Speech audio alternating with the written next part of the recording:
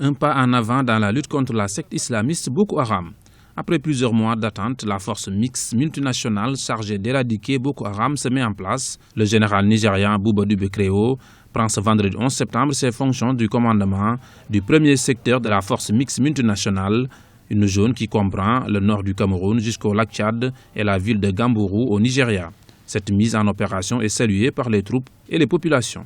Sur les États de la CBLD, de poursuivre tout ce qu'ils ont programmé.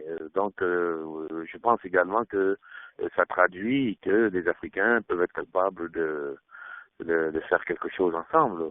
C'est la première fois quand même qu'une force de ce genre de sécurité collective est construite au niveau à ce niveau-là. Cette force a pour mission d'éradiquer totalement le groupe terroriste Boko Haram et de ramener la sérénité pour que toutes les activités économiques et qu'une sérénité sociale puisse être établie. Une enveloppe de 50 milliards de francs CFA avait été arrêtée par la communauté économique des États de l'Afrique centrale pour lutter contre Boko Haram, une mesure qui traduit l'engagement des chefs d'État africains pour éradiquer Boko Haram.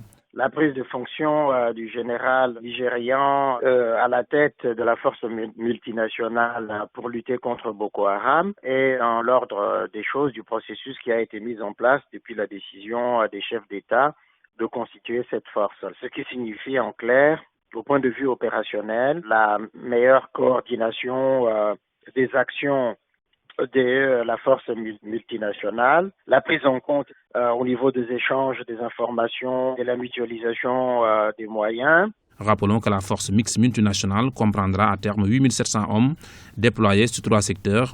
Elle est composée d'un contingent tchadien fort de 3000 hommes ainsi que de 2450 soldats camerounais, mais également de soldats du Niger et du Nigeria.